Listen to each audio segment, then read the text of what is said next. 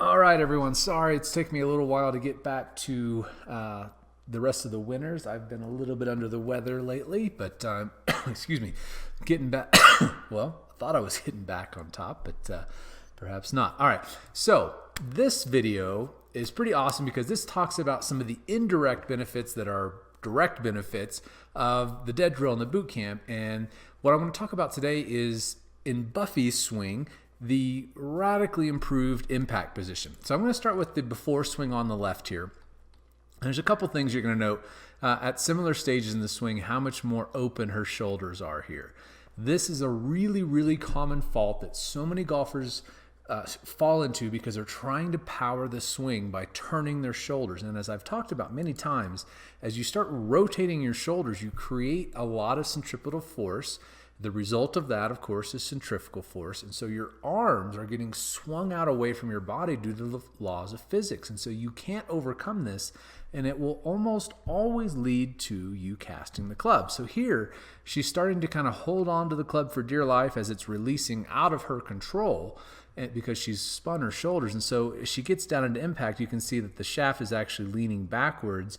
And while it's a little bit difficult to tell here, that ball, you'll see in a second when she has her new impact position, that ball was hit really, really thin. You can see obviously no grass was disturbed, and the club is already working back up quite a bit at this point, and the ball is lower than the club head. Of course, the ball should be launched up in the air, which you'll see in just a moment with the proper impact position. So now, after the boot camp, much better position here.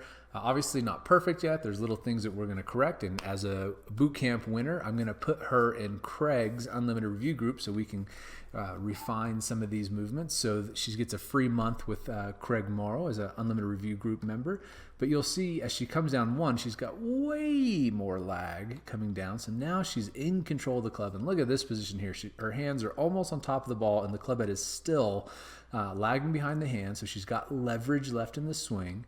And now, huge difference just before impact. If we can compare these, I know you don't have all the frames here, but you can obviously see a massive difference here where her left wrist is nice and flat. Here on the left, the left wrist is starting to break down slightly, and the right wrist is almost extended back out, whereas on the swing on the right, that right wrist is still arched back.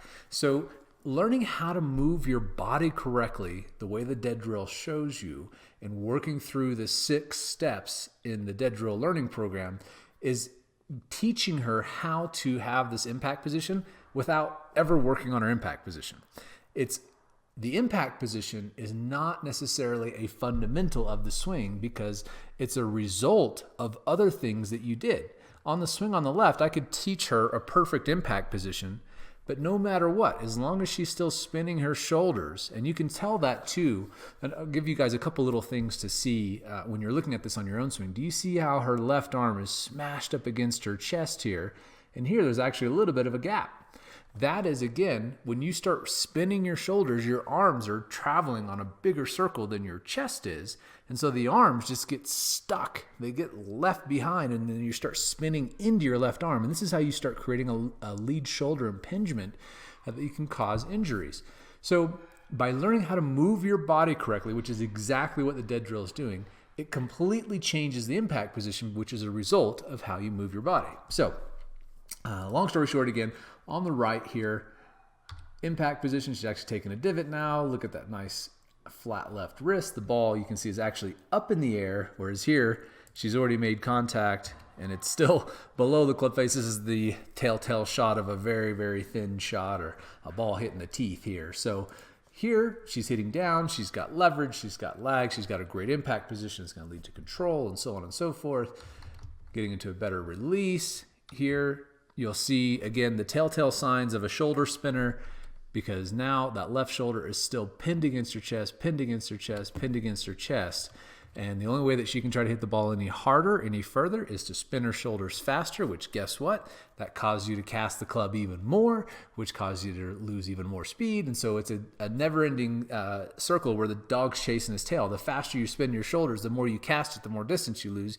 The harder you try and hit it, the shorter the ball goes. So if you want to learn how to swing correctly, the dead drill is what you're looking for.